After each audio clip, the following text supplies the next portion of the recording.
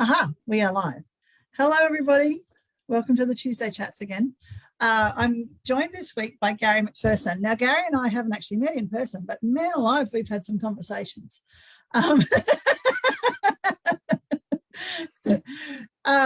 We connected through a training program ages ago and then ended up just doing some other work together. And anyway, today we've got Gary here to have a chat with you on Tuesday Chat. So there's a bunch of people. Most of the people I know don't know you, Gary, let alone anybody else who's on here. So tell us who you are and what you do, please. Okay.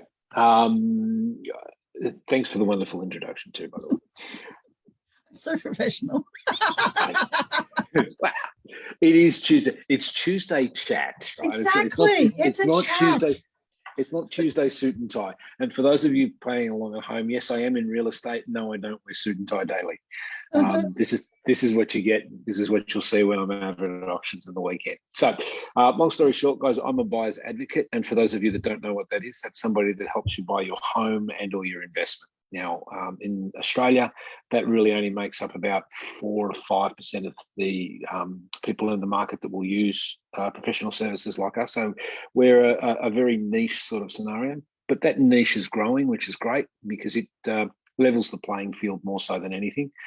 So yeah, for long story short, guys, people come to me with a brief. Generally, they come to me with a whole heap of frustration, anxiety, and tears. They've been looking for eons trying to find what they want, where they want, for what they want to spend, and the market shifts on them, etc. And then we get them and we sit down with them and we develop a brief that's very clear and concise, go to market and just basically use the contacts that we have to find them what they need and secure them their homes or their investments. So it's pretty strategic in the way it works. There is a system behind it, and it's a very it's a well-tried and tested system. But for those of you that are sitting there thinking that they can't buy their home or their investment and the market shifting away from them, I have probably 4 or 5 customers a month that tell me the same thing that we buy for. So that's what I do. Yeah, it's an interesting part within the real estate market in terms of having someone who can support the buyer instead of just supporting the seller. Because, although so many agents, having bought, I'm not an expert in property. I've bought a couple. I haven't bought that very many really, but every agent I've ever spoken to as a buyer will make out that they're, in your best interest. This is going to be great for you. But in reality, what they're being paid by the seller. That's where they're, and to do their job well, they have to take care of the seller. But the perception as a buyer is often that so it's nice to have someone that is in your corner because they're in your corner, because that's, you're effectively being employed by the buyer to get them the best deal through the processes. It's interesting, Terry, that you say that. Okay, so when I in order to do what I do, I need the same real estate license that a selling agent needs. Right? Yeah, of course. So when I got my license here in Victoria, in order to get the license, I had to study the real estate course. So it's the uni course, big uni. None of the course, and I mean zero of the course, is skewed towards buying. The entire course is skewed towards sales. So all of the legislation, all of the paperwork, all of the lessons, all of the pracs, everything is sales oriented. So they even get you to stand up and do live auctions and all those sorts of things during the class. But at no point in time do they discuss the poor buyer. Yeah. So in order for me to be a professional buyer, I need to learn to sell. And then I'm allowed to trickle off into the buying side of things, according to them. Now, I was actually a buyer's agent. So I had a sub-agent's license and been a buyer's agent for 4 or 5 years before I went and got my full license. So I was acutely aware of the fact that this whole industry was skewed towards selling. And it's a little unfair. It really, part of the reason, look, I'm not altruistic. I like what I do. I enjoy I enjoy what I do. I love playing with people at auction and I love playing with other buyers. It's you just like great. The psychological game, don't you? I am a huge fan of the psych game. I'm like crazy. And I've studied it. I should write a thesis on it. It's that in depth. It's great. But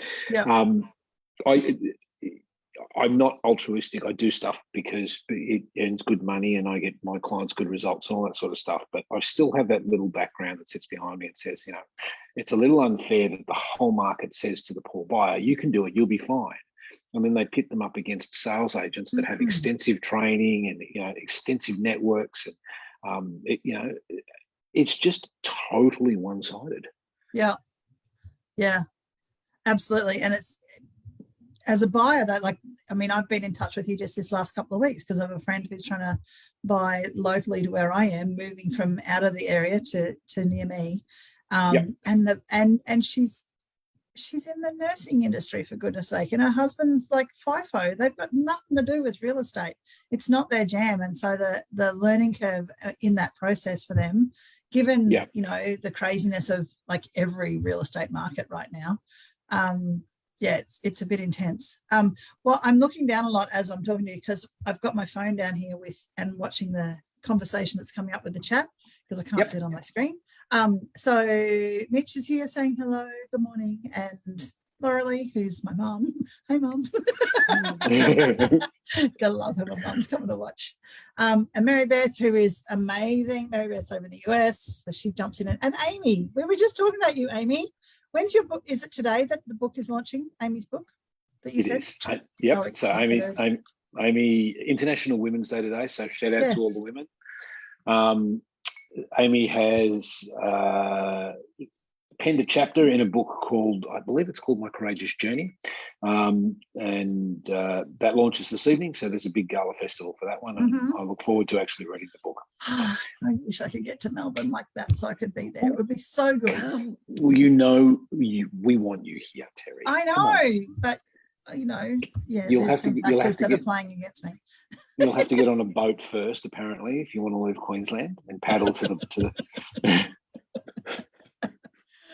Oh, eventually they'll open the flights back up that go direct from Toowoomba to Melbourne, and then boom, hello. Well, my daughter flew in from the Gold Coast last night. Yep. The Jetstar captain, the Jetstar captain missed the runway. That's how squally it is. So he came down. My Lord. She rang me and she goes, Dad, is it normal for the Jetstar plane to hit the ground and then take off again straight away? I said, no, sweetie, he's just missed the runway. So in the conditions last night, it was shocking. He came down twice and got it down the second time, slammed it into the ground, and apparently there'll be a nice repair bill for Jetstar. But really? It was, So flights are really, I wouldn't be flying anywhere at the moment if I could avoid it. I'll just send you a lot from here. Thank you. Yeah. My mum's just put a comment up. So sorry, Laurelie has put a comment up. Oh, of course. Of course. So weird calling my mum Laurelie. About that she is obliquely involved with the real estate stuff. So yeah, I wouldn't mind betting you'll probably get a phone call from my mum at some point. By all means. Amy, I tell you, Amy's just said that you are part of the More Community. So Amy has a business, just a little side note, given that Amy's becoming a little focus here, has this restaurant in Melbourne called More Mexico. And she says to me that margaritas are waiting for me. I'm like, yes, please. Yeah. All right. I'll give you a very quiet tip. Watch Amy's margaritas. Oh, really? Oh, yeah. You'll be very happy once dinner's over. I don't drive in Melbourne, so I'm fine. Oh, you'll be fine. Get out to Blackburn South, get out to More Mexico and get into the margaritas. I've actually never driven in Melbourne or Sydney. I'm happy to drive most places, but usually I fly down there. And so I just use public transport when I'm there rather than worrying about getting a hire vehicle because, that's a headache I don't need. I get it. Anyway, tell me what it is that you love about the work that you do. Look, I could sit there and say that I love the fact that clients come to us with, head in their hands, tears in their eyes, and no hope, and we give them exactly what they need in a very short period of time. And I say that, I could say that, and that's a really good part of the business. It is a little altruistic to believe that, though. Look, I've had a doctor. The best I've had so far was a doctor that I was working for. So I work with a number of medical professionals down here because they're extremely time poor. They're busy saving everybody from COVID. So I work with medical professionals through Royal Children's Hospital, Geelong Hospital, Western Health, and RMH. And these guys and girls are just look. I think I work. They work hard. Yeah. So I was working with this doc. We'll call him George, and George has been looking for a property for 5 years. And yes, 5 years. And he just couldn't find it. And we engaged, and he said, "All right, here's the brief, and away you go." Now his brief was 4 bedrooms, 3 bathrooms, double story with a view down by the beach in Sandringham, which is a suburb in Melbourne. And he wanted a lift from the garage downstairs. So he wanted a 4-car garage, and he wanted a lift from the garage to the top floor so that his wife Anne-Marie didn't have to climb the stairs. Yep. And that was the brief. And this is why it had taken him 5 years to find the property. So it took us 14 days. And all we did was we shifted the suburb by 250 metres. So really? I found him a house that was in the suburb of Black Rock, which is right next door to Sandringham. And it was literally 250 metres from the border of Sandy.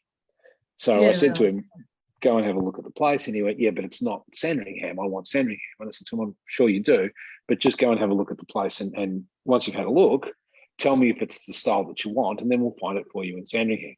So, of course, he went and had a look and then rang me and said, "I want to buy this now." Now, it was a really good win all round. It came to us at 4.2 million and we paid 3.8 for it. So 400K in any man's business is good. As I said, that's a whole Queensland house. Yes. Now understand something. That's a top end home, and most of the guys and girls that I deal with are 750s to $1 million, which is around the average selling price across Melbourne. But going back to your question, why do I do what I do? I absolutely love the mental game that comes with it. Psychologically, people tend to act and react in a very similar manner once large amounts of money and large amounts of pressure are involved. And once you can find a pattern in the way that they act and react, you can trigger. And you can actually have people do what you want them to do without them knowing it. And I do that at auction, and I do that at private sale, and I do it with agents, and sometimes I'll do it with clients to get their heads in a very clear and concise frame. It's years and years of experience. You start to see patterns, and then once you identify the patterns, it's an ability to then manipulate those patterns so that you get the results that you need. That to me is the greatest fun. I'm a huge fan of theatre, and I've got what they'd refer to as a head for radio. So I'm not really the television style of person. Right? That being said, I'm 6'2", 100 kilos, and I throw a suit on a Saturday and go and stand in the middle of 100 people at auction, and it can be a touch intimidating, which is great.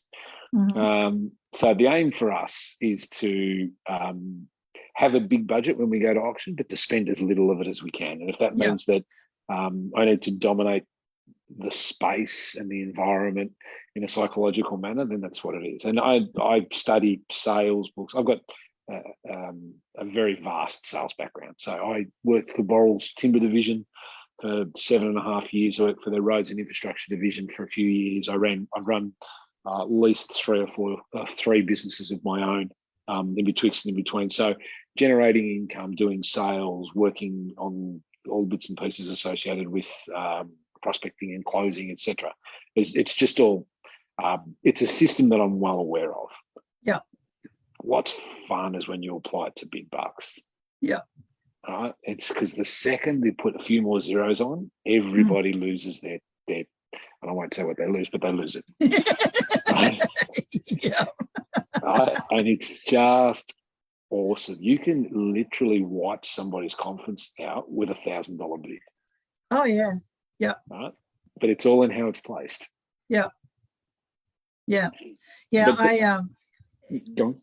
It was interesting. Like, I haven't been to a lot of auctions. I've only even been to one property auction where I bid, which is that one that I was talking to you about the other day. And again, bidding on behalf of a friend of mine, the houses we bought have just been a regular non-auction sale. You know, they're just listed and have been bought. But yeah, the whole watching the psychology that happens within an auction space is it's fascinating, very fascinating. And I think that if I actually was happy to give up my weekends, I'd consider going into real estate. But I like my weekends. But it's only, but Terry, it's only Saturdays that you've got to give up, and you get to go out on a Saturday morning and spend $3 or $4 million. That's great. Someone else's money. Yeah. And someone else's money. Look, people ask me what I do for a living, right? And I tell them, normally tell them that I go out and spend millions of dollars of other people's money, and I get paid to do it. Yeah. Right? And they thank you for it. Yes. They thank you for emptying their bank account. Yes. I'm like a professional shopper, but instead of handbags and shoes, I buy houses. And it's absolutely wonderful to stand there at auction on a Saturday and go, what do you bid? 2.235 million. And it's like, yeah, it's wonderful. I haven't got 2.235 million, but my client has. I can sign the check for them. I don't sign the check. I run.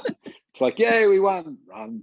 But I get it's great because we've got really good working networks. Part of what we do as well is you develop really good working networks with the industry. So sales agents get to know you and get to know how you work, and they also get to know that if you're in the vicinity of a property, there's a good chance that you're looking to buy it. So they treat you very, very well. I get a lot of inside information that other clients would just not be able to get. I won't go into too much detail because apparently it's insider trading, but it isn't insider trading. That's only shares. But we get a lot of inside information in relation to where our competition sits, how much money they theoretically have, what they've missed out on in the past few weeks. So we can build. In aviation, there's a thing called situational awareness. It's about building a map of an area based on radio information and other bits and pieces. We do the same thing in real estate. We build a map of where the competition sits, who's going to come in, when they're going to come in, how much they theoretically have, and then determine prior to going to auction whether it's worth spending the 2 hours on the weekend driving there and bidding. And if we don't think we've got a chance because of the data that we've got, we just don't go. Yeah. So our job is all about not burning our clients' time. They hire us so that they get their weekends back. Yeah. Yeah. Have you ever bought a place that was a gift for someone, like a complete surprise? I would love to be able to do that one day. I personally know. I mean, buy for a friend, like one of your clients who was buying as a gift. I don't know. I just. No, none of my clients have bought gifts, but some of my clients have bought, spent more than their spouse knew that they were going to spend. Ah, yes. Right, and that's a really interesting one. Yeah, right? Because that's a conversation that I don't get to have. Right, but still, like the husband or the wife will glare at me and go, "You just spent 30 grand more than we had," and it's like, guys. They told me to. just following orders. I'll just handball that to this person. Yeah. Set the time. I'm out of here. God knows why. Yep. But yeah, no. Look, nobody that I know has bought anybody a surprise gift. Yeah. So we've never had but we have had some surprising numbers, and I've had some pearlers in relation to people that get caught up in the auctions and blurt stuff out that they shouldn't. Mm-hmm. So I had a client over in Spotswood. We were a clear $50,000 under what we had to spend, and the agent was just about to slam the hammer down and knock it down to us. And he turned around to me as loud as he did. He goes, "That's 50 grand less than we intended." And it's like, shut up, please. Yeah.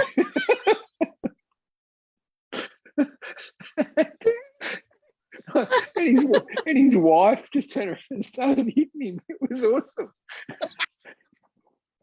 It was crazy. Some people just don't know when to zip it. Hey. Yeah, but I've had some some super duper different things happen. Like I had a guy once. Now check this out. Rings me up and he says, "I want you to bid for me at auction." I said, "All right, no worries, I'll do it." It's great. "I need you to meet me in the car park at Williamstown Beach, 15 minutes beforehand." I said to him, "Sure." So I met him at the car park, and I got out of the car and he goes, "Get in the car." Okay. So we climbed into the back seat of his 4-wheel drive, and he goes, "Tell me how you're going to bid." And I said to him, "Well, it depends. How much have you got?" He goes, "Don't ask me that question. Just tell me how you're going to bid." I said, "Well, this is the strategy that I use." And believe it or not, there's more than one strategy at auction in terms of bidding, right? It depends on the room. If you read the room correctly, the psychology behind the way you strategically bid can ruin everybody else, or it can bring them back into the fore. It just, if you use the wrong strategy, it'll cost you more money. So I advised him the strategy I was going to use and how I was going to employ it, et cetera, et cetera. He goes, "Okay, that's good. That works." He goes, "You can get out of the car now and go to the auction. I will be standing at the auction, 150 meters to your right. Don't look at me." And I went, "Okay. Can I ask what our top number is so that I know what to spend?" He goes, "You don't have one." I said to him, "What do you mean I don't have one?" He goes, "You keep bidding until you buy it." I said, "But it's going to be over $1 million." He goes, "I don't care. You keep bidding until you buy it." I said, "But what happens if it goes past your available?" He goes, "It won't go past my available income. You have your orders, get out of the car." And I went, "Oh." So I went to the auction and I literally put $500 on every bid until we bought it. Now we were over $1 million, and I was sitting there sweating bullets because I thought this guy was, the first time I'd met him that day, and he was to put it lightly, he was very strange. Doesn't sound like he's from a C-suite job. And my greatest fear was that he would go, we'd win it and he'd bolt. Right. And the last thing you want to do is win an auction for somebody and they bolt. Now, I had paperwork in place, mind you, so I could have done all the stuff that needed to be done, but I don't like getting into it. So I had one eye on everybody else and one eye on him. And if he was going to move, I was going to stop bidding. But we won it, you know. And he was one of those ones that didn't tell his wife that he was bidding. And then he rang her and he said, "We just bought a house for $1 million." And she went, "Oh," she was the money earner. And she went, "Oh, okay, fair enough." Yeah. International Women's Day. She had the cash. Interesting that he went in with that perspective when she's the one that, I mean, you know, Look, I guess it kind of works a little like that in our family, actually. Yeah. I did the same thing you did, Terry. I went, "It's not your money, mate. It's her money." But it isn't. When people married, it's ours. It's ours, right? Yeah. So, and it's not for me to get in the middle of whose is whose. Yeah. Yeah. Yeah. See, in our relationship, I do the money management. So when it comes to looking at numbers, it's like, well, we've got this, you know, so roles reversed, and I just wouldn't be quite so secretive or kind of, you know, yeah. Anyway. He was very strange. It looked like we were doing a drug deal in the back of the car at Williamstown. I was more concerned with the police rolling up. You went there because that's what I was thinking. It was very interesting. Yeah. There's a bunch of other comments that have popped up here, but I've been talking to you, so I've missed half of them. But anyway, we'll come back to the chats. People believe me. We will come back and respond. What's your least favorite thing about your business, or what's the biggest horror story so far? Horror story. I don't really have them. I have like oopsie moments. Yeah. But I haven't had any real horror stories.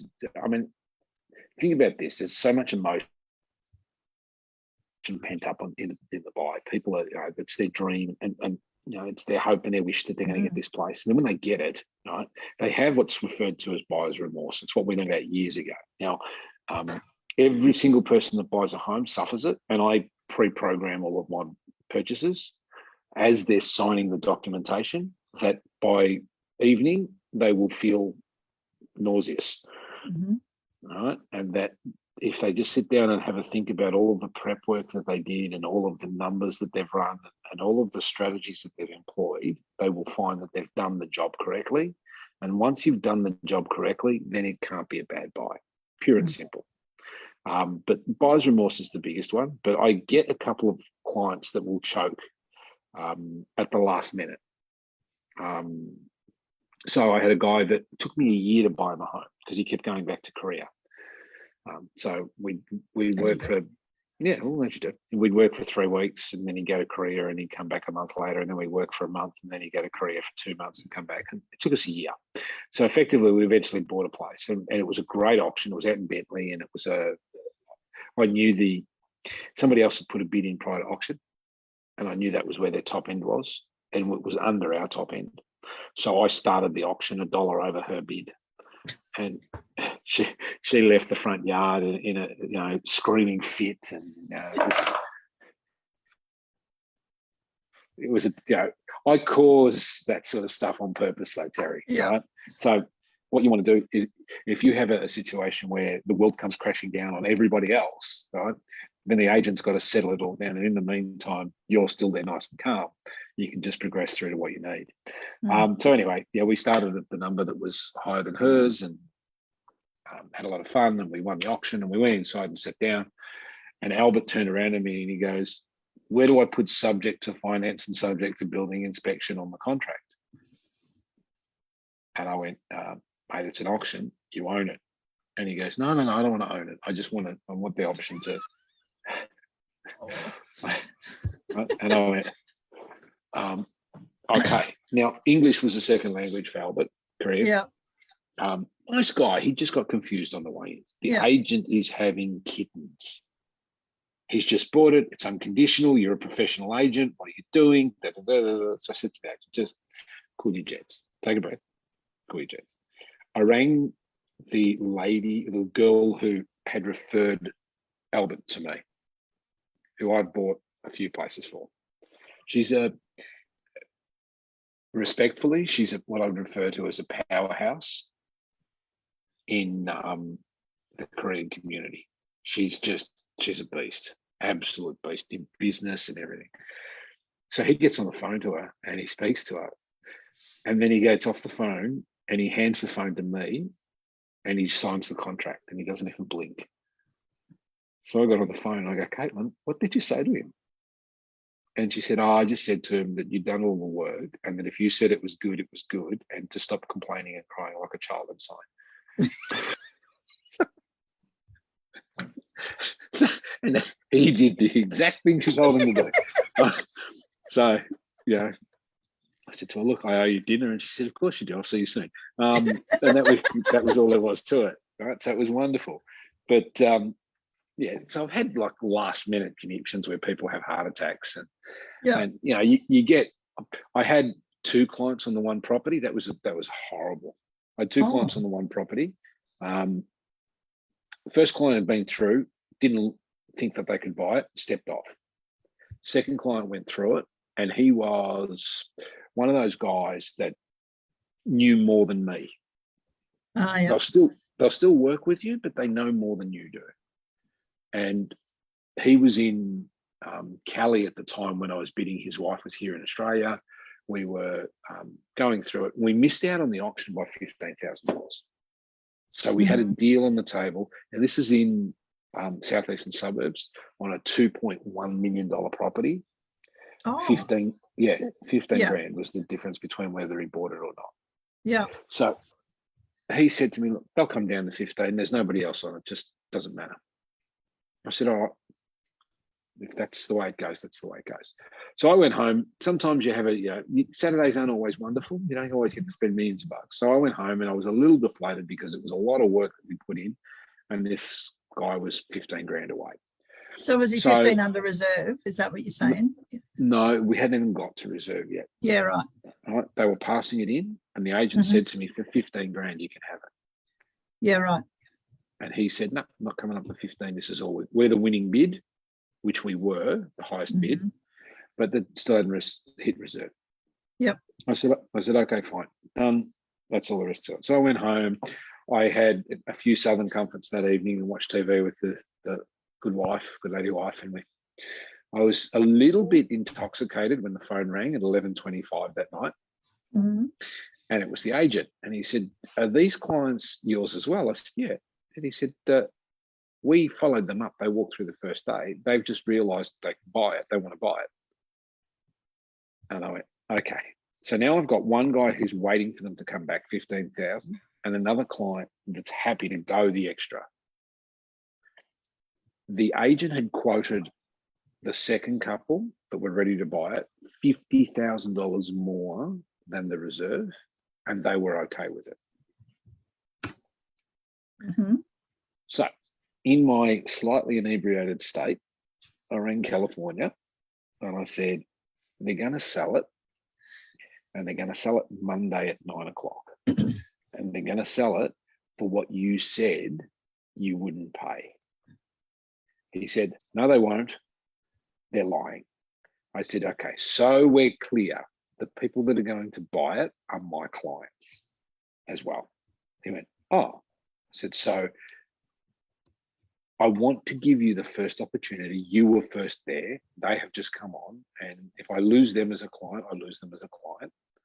That's the way the cookie crumbles. But I always stick to the first client first. So here's your opportunity. And he said to me, look, I don't know that I'm really comfortable with the fact that what you're telling me. I don't know that I believe it. I think it'll still be there on Tuesday. Okay, cool. So long as we're clear, I've given you the opportunity. And he goes, yeah, nice. So I then rang the agent back and I said to him, Monday morning, 9 o'clock, you need to meet me on site with contracts. And he said, but I'm playing golf. And I said to him, push golf, come to the site. No, fine. So there he was, Monday morning, 9 o'clock. My other clients rolled up and they're cash in hand, ready to go. There wasn't a matter of anything other than they were just ready to sign. So we all sit at the table. Agent sort of does the whole clickety clack, gets the pen and paper ready, goes to write the price in. And I said to him, now the price that you're writing is the one that we agreed on Saturday, not the one that you want to sell it to them for. And he goes, but that's 50 grand different. I said, you told me you'd sell it to me for this. We're not putting the extra 50 on. Save them the 50 grand, sign the docs now, and we're good. Everybody's happy and it's done. And he turned to the owners and the owners went, we'd agreed to that. They won't come up the extra 50 now because I told them that we'd agreed to that. That's fine. We're happy with that number. Let's sign off. They're wonderful people. We're wonderful people. Everybody's happy days. So in literally 2 minutes, I knocked 50 grand off the price of this house. Second buyers bought it. Everybody's happy. So I got a call from California, 5 o'clock that afternoon. I'll be back soon. This thing's still on the market. I said, mate, sold. Paperwork's in, it's done. And it was a hard conversation to have. Right? But I lay the ground rules out nice and early and I let everybody know what the state of play is. And if you employ a professional to help you and you don't then listen to the person that you pay in any business and in anything that you do, right, you've only got yourself to blame. Yeah. Don't pay for advice that you think you know more about. Just don't pay for it. No. If you're an expert, you don't need someone else's to tell you what to do. Exactly right. Yeah. So whether or not you're an expert, well, the market will tell you that. Well, at the end of the day. So yeah, look, he got a spanking from the market and from his wife. Mm-hmm. And it took us probably another 3 weeks to find the right home. And the second time we went to auction, he just shut his mouth and sat there. And we still bought it under market. At least you learned. But the lesson was learned and everybody was happy. Yeah. Yeah. The joys. Anyway, we all have that happen in different ways, because essentially you're coaching people through this property buying process. Exactly it's right. Yeah. It's an interesting journey, the whole coaching stuff. Tell me, what does your dream business look like? What are you building towards? Look, ideally, what I'm building towards is an education model more than anything. Mm-hmm. The only way, the way to help multiple people is to build education systems. Not everybody listens to the education systems. They pay for them and they put them under the drawer or the bottom of the cupboard and all that sort of stuff. But I'd like to build an online presence and an actual in-person presence where I coach people more so about the psychology of purchasing as opposed to the mechanics of it. So there are two specific types of or two specific sections to what I do. The first is the analytical, and you've got to be a good analyst to know what stuff's worth and all that sort of stuff. But determining an actual value and buying it for that value are two entirely different things. And it's the psychological side of the business. It's the interaction. It's the way you approach the purchase that makes all the difference between what you buy and what you don't buy and how much you spend. It's got nothing to do with the analysis. The analysis is simply there to justify. So if I can be a little bit more specific, there is a neo and a limbic scenario, if you want to use Mr. Sinek. I'm not the greatest fan of his, but it's the easy way for it to describe it. So there's an emotional and there's a cognitive, like an analytical side. We use the analytics to justify the emotional purchase. Yeah. In all instances. Oh, yeah. Right. So when you spend $1.2 million on a house, you tell everybody you can that it was worth it because everything around it's 1.3. Right. But you spent 1.2 on the house because you loved it. Yep. Right. So it's the analysis simply supports the psychological. If we spend more time on the psychological and less time on the analysis, you'll find that you'll get a better deal. And I just want to get to a point where I can coach a lot more of that. And I don't like using the word coach because I'm not a coach, right? But I'd like to impart some of the knowledge that I've learned in the last 15 years in real estate alone, plus the last 30 in sales, just about how people act and react in relation to wheeling and dealing. Yeah. So that would be my ideal. My ideal business would be, I'd still want to go out and spend money on everybody else's money on a Saturday morning because, the only way you sharpen the axe is by grinding it. And I enjoy the grind. It's fun. That being said, I need to hit a higher volume of people. I need to get more people up to speed so that it's not a seller's market all the time and that buyers have just as much chance. Yeah. Yeah. And it's this current market that, like with the shift that's happening in our market now, like this recent boom, whatever you want to call it, there's so much has changed.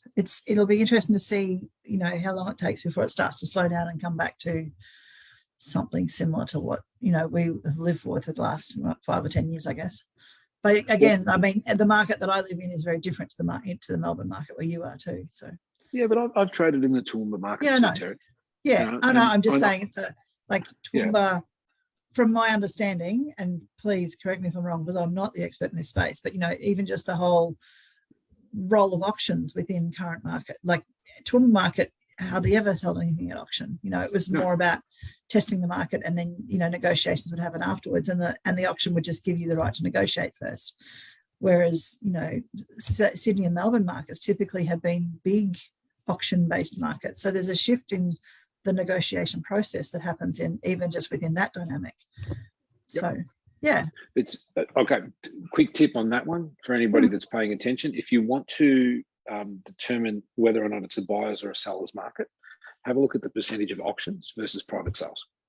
So what happens in the Vic and the New South market, so the Sydney and Melbourne markets are the largest markets, when there is an oversupply of stock and an undersupply of buyers, they won't test the market at auction, because what it does is it gives you a clear and concise picture that the market's taken a step backwards.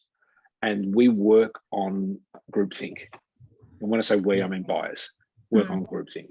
So if the media says it's crashed and you get a 55% clearance rate instead of a 70% clearance rate, and sales come in at 10 or 15 grand or 100 grand under where they should, instantly there's a reverberation through the market, and the buyers use the market as a specific. It's multiple markets inside, but they'll then paint it with a broad brush, and the whole market's crashing. That sense of fear then drives things. So you don't run an auction where that is actually demonstrable. You run a private sale, where you can keep all of your offers nice and close. Nobody else needs to know what they are. And if you don't get the numbers, well, then you quietly take the property off the market. So if there's more auctions, it's a seller's market. If there's less auctions, it's a buyer's market. And you trade inside those two. Yeah. and see, most of Queensland, well, Brisbane, shifting a little bit, most of Queensland still, to my knowledge, is. Brisbane is on drugs. I say that with the kindest of hearts. For anybody in Brisbane that's paying attention, right? That is a market. If I had to be speculative, if I was running around being speculative, that's the market I'd be in at the moment. If I had cash to burn, that's where I'd be. Yeah. It's growing ridiculously in sectors. And I mean stupidly ridiculously in sectors. I had a couple of friends up there that are buys ads as well. And some of the numbers that they were quoting, I was coaching one of them on the phone the other day at an auction. And I literally said to her, stop. It's not worth that. She goes, I know, but the agents want another 300 grand above. And it's like, no, it's like 1.6. They wanted 1.9 for this place. And I'm thinking to myself, it's Brisbane. Granted, it's probably our third largest, and although that's, depending, Perth would get upset if I said that, and South Australia just, they don't care. But Brisbane is probably our third largest real estate market. So Vic and New South, and then Brizzy. Sorry, New South and Vic, then Brizzy. So in terms of its volatility, it's there. If you were going to be speculative, and you'd been speculative a year ago, you would have made some really good coin on the way through now. Yeah. Massive growth. Better than Melbourne. It'll be interesting to see where it goes to with the Brisbane market. So, yeah. Look, the rain stopped it. And I mean that honestly. With all of the flooding and stuff, up until that point in time, there was a lot of Victorians that were starting to migrate north. We didn't have the greatest of, well, I'm not going to get into the political the basis here, but we have had numerous issues, and people have been able to pick their business up and move it north. Now, why wouldn't you? The sun's better, the sky's better, it's not as hectic, and you can get into a house for 600 where it's $1 million here. So your cost of living is down. Now, once you start increasing the volume of traffic in that direction, what happens to the price of homes? Everything goes up. Traffic goes up, people go up, commute times go up, everything goes up. Exactly right. Yeah. So that's kind of what we've seen. Now, what you'll probably see a pullback, especially with the elections coming through. We've got a state election here in Vic, and there's a national election, full stop. So you're going to see possible changes of government. There's always changes of government after periods of instability, and COVID's been a fairly big period of instability. So you may see that migration stop, but I don't have a crystal ball, and I don't guess. I just work on what happened last week and what's happening this week and what's going to happen next week. They're my three parameters. I know what happened on Saturday. I know what's going to happen this Saturday, and if I'm lucky, the following Saturday I've got a clear indication of where things are running. Other than that, I couldn't tell you. Yeah. No, it's something that's interesting to, like I said, interesting to watch. Very interesting to watch. Yeah. I will. So we need to wrap it up pretty quickly here. As usual, we've chatted for a while. I like that. Yes, I like chatting. I know we're both pretty good at the chatting side of things. Yeah. So a couple of things. After we've finished here, please go back in. So this is streamed on my personal profile, shared into my group and on my page, and then but go back into this one and make sure you put your links so people can find you, please. I've tried to tag your business, don't know whether or not it worked. So yeah, please make sure that that's there so people can find you. I wanted to ask you one other thing, well, two other things, but firstly, do you have a charity that you work with on a regular basis? Okay, I don't have a charity that I donate to. I have a very different view of charity. Yeah. So we've all done a lot of self-help and self-growth and all that sort of stuff. One of the things I've done a little bit of work with was the Tony Robbins sort of stuff. And Tony's a big fan of donating food to the poor. So he feeds 1 billion and all that sort of stuff. So he's got a big foundation that runs all that sort of stuff. And when you go to one of the Tony Robbins events, people drink Kool-Aid, feed the poor home, and it's quite interesting. From my side of things, I'm not about raising other people's money and throwing it at them. So I volunteer with St Vincent de Paul, and I drive the food van on a Thursday night. and deliver directly. So I'm very hands-on when it comes to the charity side of things. I'll just donate.